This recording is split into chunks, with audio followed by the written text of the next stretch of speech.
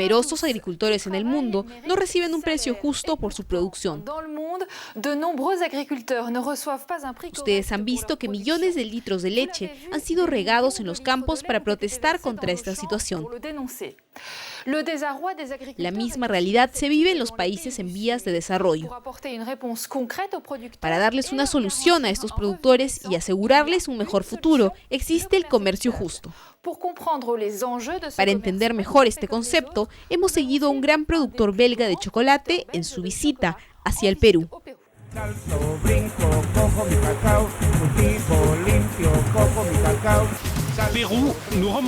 En el Perú nos dirigimos hacia la selva amazónica.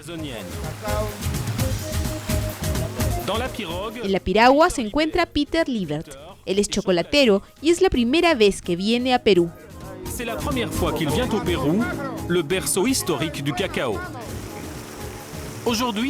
Hoy, sobre el río Amazonas, Peter se siente orgulloso y cree que podrá seguir las huellas de su abuelo, el fundador de la empresa que él dirige. C'est quelqu'un qui a toujours aimé voyager.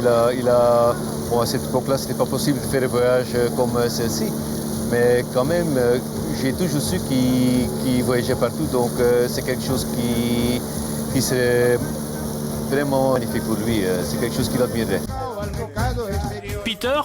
Peter no es un simple turista. Él es el invitado de Max Havelaar, la ONG que está a favor del comercio justo. Y la directora de Max Havelaar es quien acompaña al chocolatero en sus desplazamientos.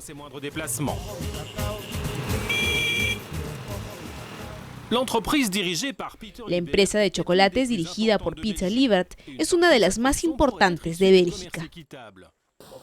C'est important que le fabricant peut voir ça, ça lui motive afin de faire le choix pour le commerce équitable, afin que de plus en plus de consommateurs peuvent faire le choix pour du commerce équitable. S'il n'y a pas des fabricants qui le fabriquent et l'offrent aux consommateurs, il n'y a pas des consommateurs qui peuvent pour choisir. On a vu la récolte, on voit le processus de la fermentation, c'est quelque chose de... En fait, c'est la nature qui fait son boulot et c'est vraiment super que ça va tout seul en fait. Ils ne doivent pas ajouter des produits, ils doivent pas... C'est un processus tout à fait naturel, donc c'est splendide. Oui. Para los productores locales, algunos cientos de kilos de cacao, vendidos a un precio justo, son la posibilidad que les permitirá vivir adecuadamente. Peter compra la materia prima por containers. Cada año, su empresa transforma 6.000 toneladas de chocolate.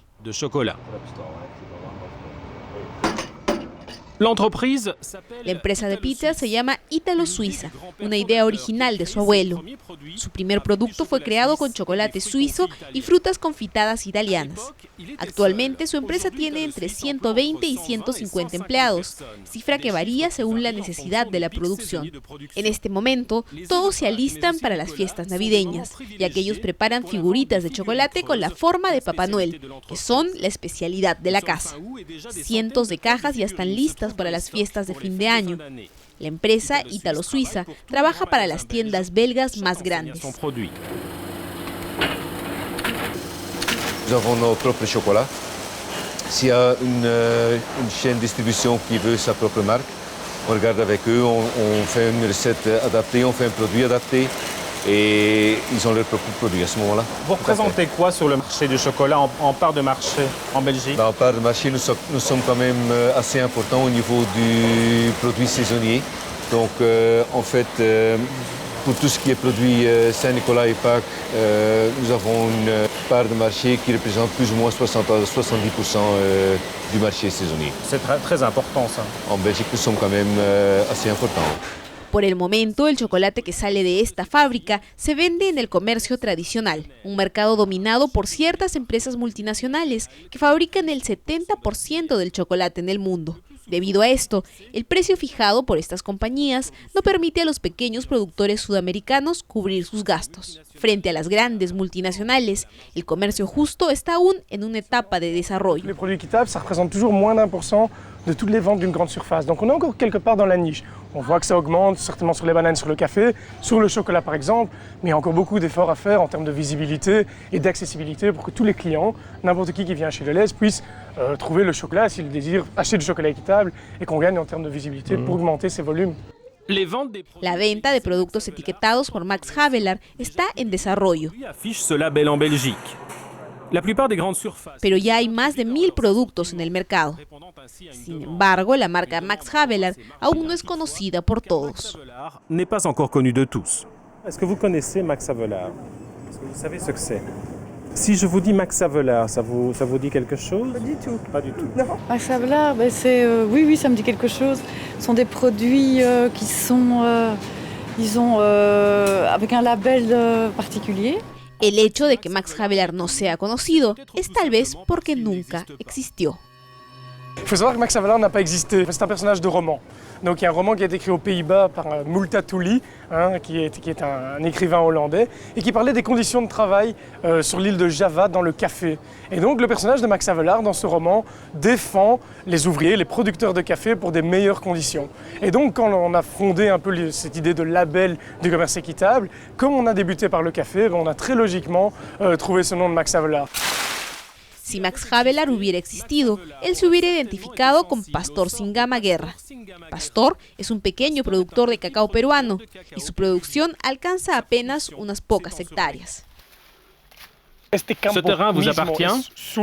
Oui, c'est à moi. C'est un héritage. C'est mon père et ma mère qui m'ont légué cela. Ils sont décédés, j'ai les titres de propriété. Cela m'appartient. Pastor dispone en total de 10 hectáreas de cultivo, en las cuales viven su esposa y sus 4 hijos. Pastor ha decidido producir bajo el sistema del comercio justo. Esto significa respetar condiciones estrictas, como por ejemplo no dejar que sus hijos trabajen en el campo, cuidar el medio ambiente y evitar la erosión del suelo.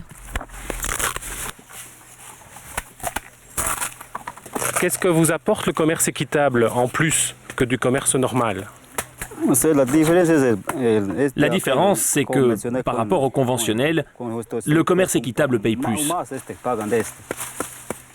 Avant que Oro Verde n'existe, les prix n'étaient pas fixés à l'avance. Ça a fluctué beaucoup.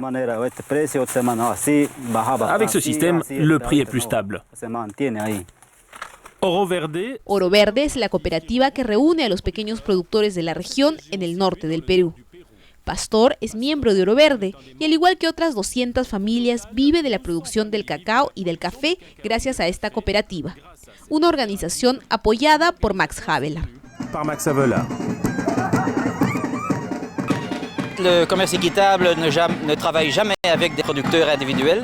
Il travaille toujours avec des organisations. C'est parce que c'est clair qu'un producteur seul ne pourrait jamais négocier à un niveau international avec un acheteur. Donc ce n'est qu'en s'organisant et en faisant une institution forte, une organisation forte, qui sont à même de pouvoir négocier des prix, par exemple.